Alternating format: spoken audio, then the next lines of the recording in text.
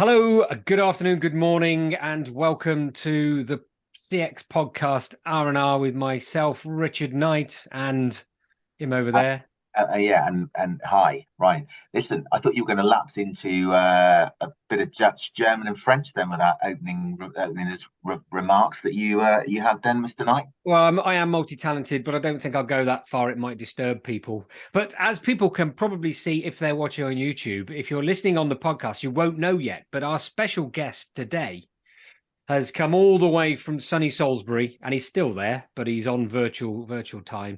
It's Claude Weston from Casterbridge Wealth, and he's going to be joining us today to talk about all things consumer duty, which has been something that the time is ticking away for. And Claude has kindly agreed to come along and give us some words of wisdom and let us know how they've been getting on at Casterbridge Wealth. Hello, Claude, if you would like to say hello and introduce yourself to the team and our listeners, it would be great. Thank you, Richard. Yes, good morning, good afternoon to all. My name is Claude Weston. I'm the compliance manager at Casterbridge Wealth. We're a discretionary investment manager in Salisbury. I also got the joyous title of money laundering reporting officer. So I am caught by the senior managers regime very much. So this whole piece is very, very key and sort of centre to what we're doing here at Casterbridge. Would like me to go straight into sort of some of the things that we've been doing? That would be fantastic. Without further ado, yeah, absolutely. It'd be great. I mean, just to let the listeners know, that's what we're going to be looking at today is literally, this is out there. There's lots of big forms and guidance and what to do. But yeah, from your point of view, Claude, what is it that started you getting, you down the journey, and where have you got to so far with this July date sort of looming? Brilliant. Yeah, thank you. Well, as most viewers that are involved in consumer duty will be aware, we had the sort of October deadline for the implementation plans, which the regulator wanted everyone to at least note that they had prepared. So we've been sort of looking at consumer duty in earnest really from sort of July, August last year, when we sort of set out some sort of base training for the leaders of the business to sort of do on a computer-based training sort of side. And then filter that down to other staff. Now, I must just jump in straight away to say that computer-based training is excellent as one string to your bow, but it's not the way to just deliver all training. It's just to set the foundation.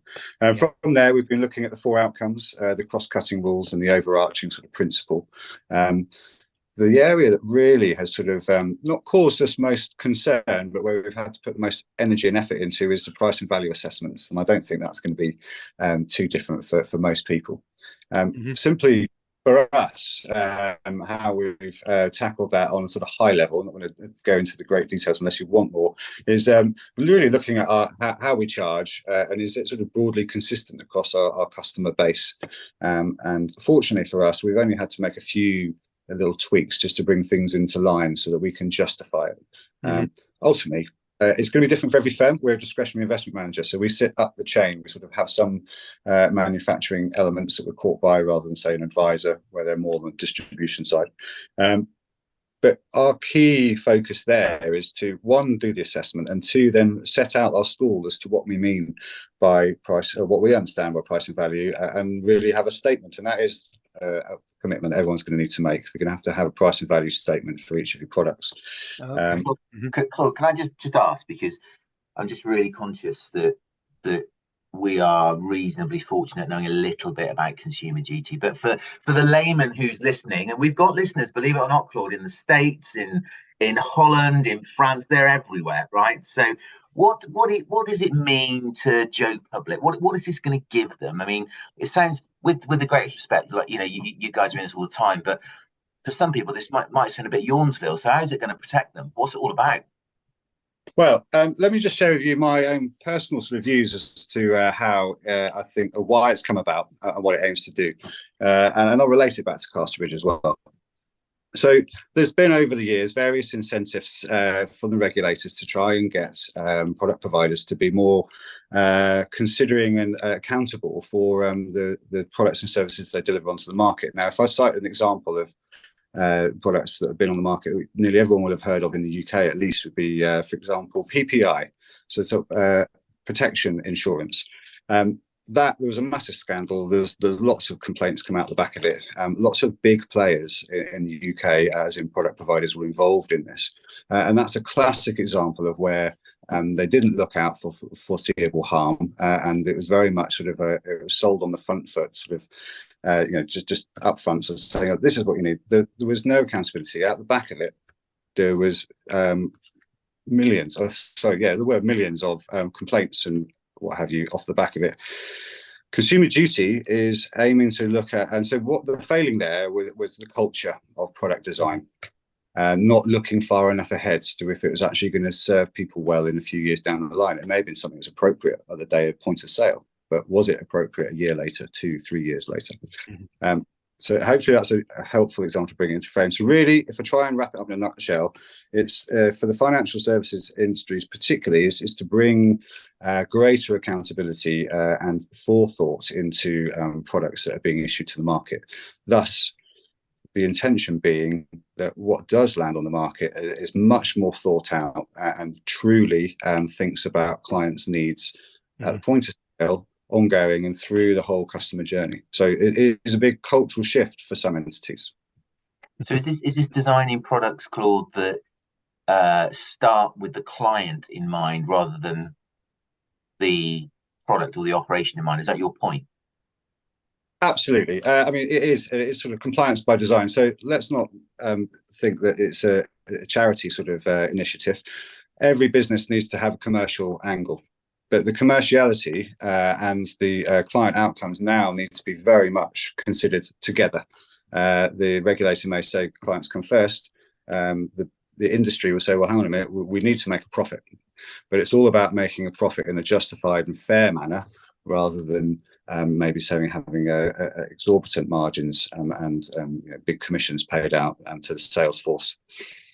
Broadly, this is a good news story. Richard, very quiet. Come on, start asking some questions. Broadly, this is good news for the consumer, Claude. Is that the point here? Broadly speaking, yes, it should be. Absolutely. There are knock-on effects which may have a negative impact down the line, whereby, say, for example, the regulatory burden with Consumer Duty and other things becomes so onerous that the smaller, more innovative players are unable to play because you need so much sort of capital and resource to sort of get off the ground. But in principle, it is absolutely is looking out to strengthen the integrity of our sort of financial services market. So you've got.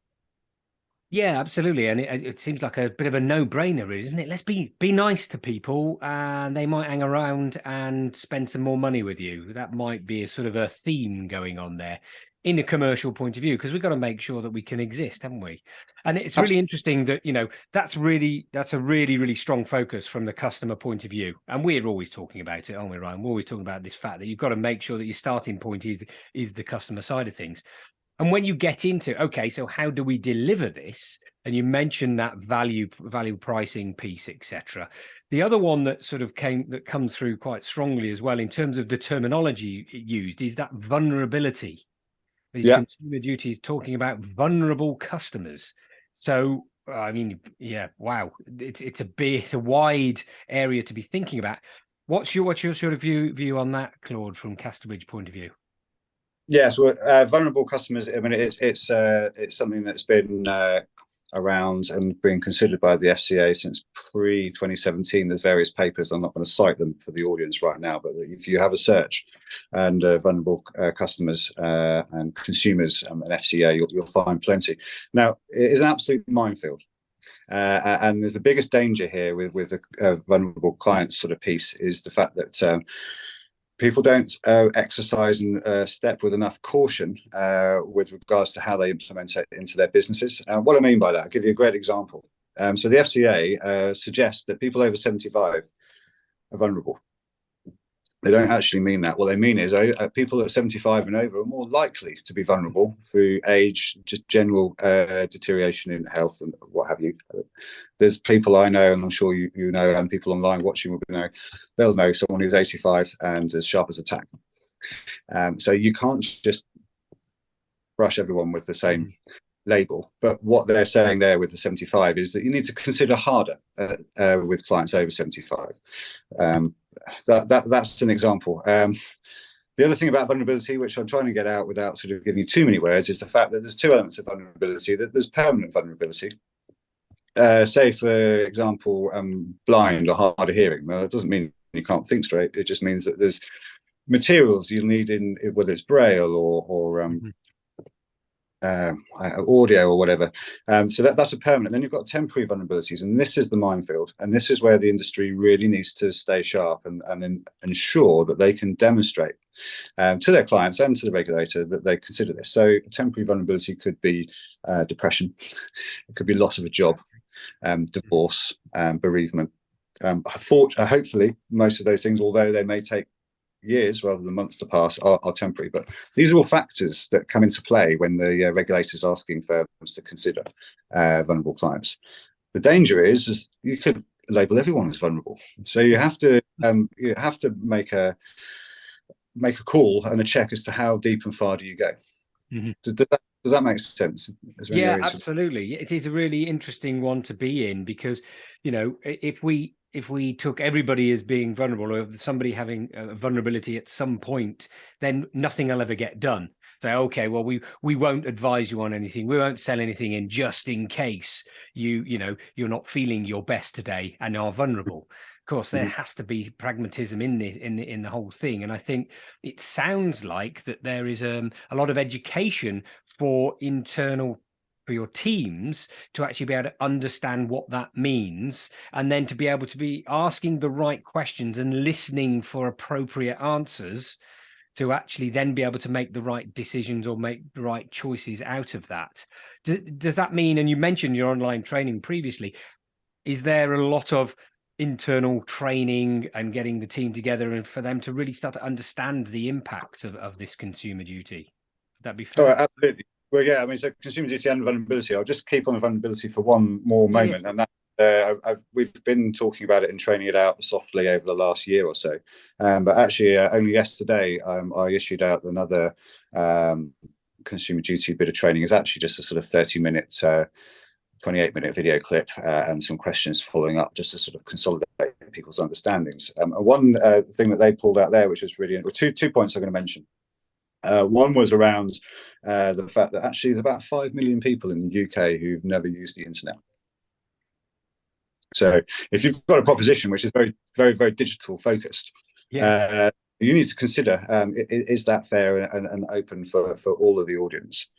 And the other thing, sort of going a bit more sort of down into the detail, is that when you're engaging with a client, whether it's an existing client or a new one, and you're explaining something, if you've got any suspicion that they're maybe just nodding and saying yes because they don't want to sort of lose face, it's down to us now to get into our processes ways of reaffirming understanding. So imagine we have a conversation like this. It's on Zoom or Teams. That's absolutely fine. We can do that from a regulated perspective. We'll keep our recordings, but we will go back where we've had these concerns or have concerns. We'll go back in writing and ask them to sort of reaffirm, or even at the end of the chat, we'll ask them to tell back to us in their words their understanding of what we've just explained. Now, that's a skill in itself, because you don't want to come over as condescending or suggesting that they're stupid.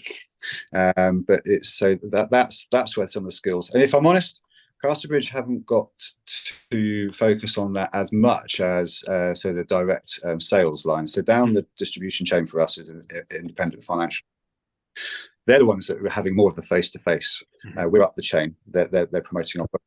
So they're the ones that will be having more of that to do, but we still have that to consider ourselves, because once more after onboarding, so the new business has been written, we have direct chats with our clients, and there have been a number of occasions where we haven't been 100% sure or confident that they really got what we said. So two things that we've been doing in the past, which we'll bring forward into consumer duty from July onwards, is one, going back to them or putting back into writing, clarifying understanding, but also circling back with their financial advisor. So just to bring it very Casterbridge and the vulnerability bit before we just move on to broader consumer duty, we see it as a sort of tripartite agreement. We have the customer, the end customer, the retail client. We've got the financial advisor. They're a customer of ours too. They're professional, so we expect them to have a degree of understanding. And then there's us. And because the advisor and Casterbridge have the contact with the client, we've already got agreement with all of our advisors. If they notice any vulnerabilities, that they'll tell us, discreetly, and vice versa. And that's sort of it's not a silver bullet, but that's one of the sort of key controls and sort of changes that we sort of have implemented already. We didn't have to wait until the 31st of July to make that happen. So that's the vulnerability sort of piece, not completed, but we're very much on it. And that's a fantastic point, actually, and one that I that often miss is the fact that those advisors, there's a large range of FCA regulated organisations that this is impacting, or is going to make things better for them ultimately. But we've got to think that there are different customers at different points in all of these customers' journeys. Whether it's the direct retail, the person who's buying that end product, or whether it is that financial advisor, is really interesting point to make. Are organizations clear in their communication about what the product is, what they're offering, so that that advisor can then sell it in appropriately? So rather than, if there are some organizations out there who think they sit that little bit further back or higher on the chain, if you're right, like you put it, then they still have got to have a look at how they're communicating and checking that things are landing in the right way. So I think that's a really great point for our listeners to be sort of, taking on board if they haven't done so already. Can I come with. Rhian, did you want to? Yeah, I want to ask a question, just in the interest of, I guess, time as well. But in terms of the top tips that you'd give at Casterbridge, in terms of prepping yourself, we work, as you know, Claude, we work with lots and lots of different professional service firms, and it's a highly regulated industry. Any professional service it is, but often I will spot sometimes that professionals, rightly or wrongly, might hide behind that regulation, and all the stuff that I've seen and read about consumer duty suggests that it's more than that. It's about making sure that communication, as Richard just said, and that interaction with the client, the client output is front and center. So what tips have you got for making, maybe the stuff you've already done at Casterbridge, that making consumer duty a success? Yeah, thank you. Absolutely. And there are a few things to share from our perspective, which will read across to many. So just to call, I think, out a couple.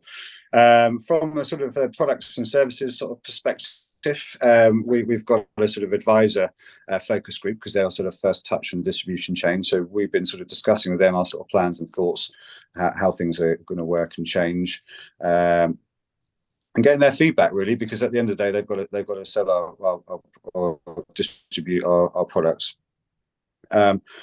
Coming into in still that sort of area about sort of product governance, we've already done, or always done, and will continue to do, sort of biannual checks on people's products against how much money they've got and their risk, because that changes all the time. And so we've always checked in on that. The flip of that would be firms where they sell something and then no real attention in 2 years. They've not looked in 2 years to whether that person's balance has gone up or down, whether they're naturally now viable for a different product up or down the chain. And similarly, have their objectives changed? Maybe there's been, they've got a new job, or maybe that they've actually had to move and therefore they've got less income. So it's all about that sort of checking in and rebalancing. Other tips, thinking consumer understanding is massive, and you mentioned this. So product literature is absolutely key, and that's not just about the brochures. It's about also the communications from onboarding and all the way through. So what we've got is we've got together a sort of a literature focus group, which is we started off calling it the mums group. But it's not just that. It does include a couple of mums, but we've got people from sort of all cohorts. We've got 6 people. We've sent out our key brochures and some of our standard letters from onboarding and ongoing, and just ask them to red pen it and say, circle stuff they don't understand, or get them to ask us questions. Now, we're in the midst of that, so we've had some great feedback. Love that. And that's going to be really powerful. Well, it'll be as powerful as it is how well we take on the feedback and implement, to be quite honest. It's not just about going and asking the questions. It's then about circling back around and seeing where you can make some really positive and sort of helpful changes. Mm-hmm. So that was on the consumer understanding side of things. In terms of sort of consumer support, well, again, I guess, actually, sort of between consumer support and consumer understanding is actually going out and surveying your clients. what better way than to just to say to your clients that you've had maybe for 5 years, 3 years, and just last month, how are you finding things? That's a really good thing to do. But I must wave a flag here around your PI insurers. So if you are going to go out to your customers with a survey, you must, absolutely must, I'm sure most know this, but it's just a little nudge reminder here, you must consult your PI insurers beforehand, because the reason for it being is that you may incite unknowingly, unwittingly, a stream of complaints, because you're actually sort of poking the bear. And so it's not to say don't, it's just to say proceed with due caution.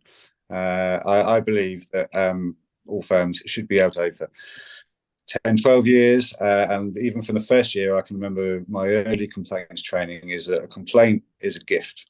It's an opportunity to give that client a hug and put things right and really show them your commitment, and that stands. So even though that's 12 or years old or older, it still comes into play. So obviously we're going back to, I'm saying we're surveying clients, and it may actually make them bring up other issues that they've not wanted to talk about before, because the public, clients are a funny bunch. We value them highly, but you can't tell what they're thinking all the time. And I suspect in your industry, you found very much similar things, and people won't say anything, but if you ask them something you think is an innocuous question, they suddenly come out with a barrage. So that's the reason about contacting PI beforehand. There are a few others that may just sort of come back to mind down the line on a conversation, but yeah, there's some of the sort of key ones. I think the other piece really is about culture, and where it's hard to assess culture and also hard to assess your colleagues and staff sort of perception of the firm itself. We've actually initiated, well, it's actually been initiated by our managing director, a culture survey, internal one. So that's been out around, in fact, it gets issued periodically. That's been out to the staff, and that's the way of the senior management team getting a grip of how do the staff feel about what we do? Because sometimes there's a disconnect between the board's view, I'm not talking about Casterbridge here, I'm just talking generally, between the board's view and the shop floor. And I think it's really important that the senior management teams of firms are brave enough and do engage and really, really tackle, because the best feedback you're going to get sometimes is from your staff, and it comes from, put yourself in the customer's shoes. Would you recommend this product to your mum or your uncle or whoever in your family it may be relevant to? It might not be relevant to your mum, so you wouldn't recommend it to her. But if you've got a relative, friend, or family who you think actually this product, what we do here, that would suit them, they've got the capital or whatever, would you recommend it? And if the answer is no, then you need to do some digging and find out, what changes can be made to turn that around, because that makes sense. Yeah, it's a really great way of putting it, actually. We talk all the time about customer shoes, et cetera, et cetera. But that idea of, would you recommend to a family member? Yeah, exactly. Would you be comfortable with them putting their hard-earned cash in that pot, in that product, whatever it is? So yeah, it's a great one to do, and that cultural piece is a critical one. The cultures of the financial establishments who do anything just to make a buck, etc., it can really make be quite a big thing to be thinking about, and we've got to change that around in everything we do in multiple sectors. So it's really important to focus on that as well. I was just picking up on that point, Richard. I love your test driving the onboarding documents with your clients and getting them to red pen that, because the amount of time we hear when we survey clients that they really don't understand what they're signing up for, they don't understand the small print, or they don't understand the language that's used, and therefore that they feel often misinformed and missold to. And the reality there is that drives higher dissatisfaction at a client experience level than anything else, because actually if you don't establish that early doors, then you're on a hide into nothing. But the other thing I thought was really smart in what you said, Claude, was this constant reviewing with a client, checking in with them regularly. How's their investment doing? What changes should you make? Again, that's we would call that reverse client journey, because in reality, you as a professional reaching back out to your clients rather than the inbound inquiries coming in. And again, lots of professional service firms don't do that well. They wait to be contacted. They wait for there to be a problem, and then the customer rescue then happens. But it certainly sounds as if you guys at Casterbridge are on it. Certainly does. Well, yeah, I mean, it's an ongoing piece of work, and I'm sure you both are minded to know, and I trust most of the audience will be. But it really must also iterate that it's not a one-stop shop. It's not a race, get everything done by the 31st of July, and then right, that's it. We've got everything. We've got consumer duty on our board agenda at the top, and it is, and other things like that. But it's not just tick. It's living and breathing it going forward. So as you're saying, Ryan, with regard to our sort of biannual sort of checks, they won't, just for clarity, they might not always go directly out to the client, but what we do is we look at their product, and let's just say, if I may just go into a little bit of detail, say there's 3 lines of products, and you've got something whereby clients under 100,000 maybe best deemed into solution A, and then those between 100 and 250 maybe in solution B, and then those 250 above solution C. But the thing is that people's values go up and down. They'll take some money out to buy a car, or they might put some money in because they've got a bonus or sold a house and whatever. So it's us actively monitoring that. Now, you can't tinker with everything every second, because otherwise you'd be forever changing. But that's why we do a 6-monthly. We think that's fine. We do that, and then we go back to the client and or the advisor, dependent on the individual relationship, because some we have more direct interaction with the client, even though they have an advisor in the background, vice versa. And so, as you say, Ryan, that's the key thing. I think it's really important that we continue to maintain that, because also sometimes the charges may change between the two, because you're getting more or less. Sometimes people need more, sometimes they need less, and we're really, really keen. And this is even pre-consumer duty. Something I'm very sort of passionate about is we want to take charges from people where they're getting value. If someone's overpaying because they've actually slipped from being solution B to solution A, then we want to put that right as quickly as possible. Not that they're changing every 5 seconds, but it's the core principle. Yeah, it's doing the best for the client, doing the best for the customer, isn't it? It's the ethical piece. Simple.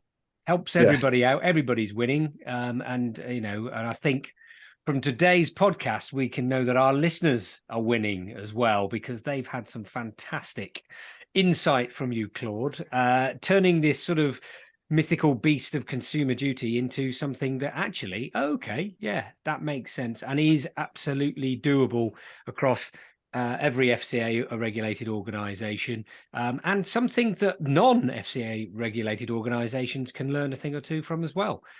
So I think the key thing there is around the customers, and they're getting the best out of it, so that they keep coming back. As I say, they keep returning, and they shout about your organization and say how great you are as well. So there is, as we said, lots of wins in that. So it's been a fantastic half hour to chat with you, Claude. Thank you very much, and we will be back in contact, see how things are going with that. Ryan, anything else just to finish? No, Claude, great chat. It's lovely to have somebody else to talk to other than him, because he whittles on.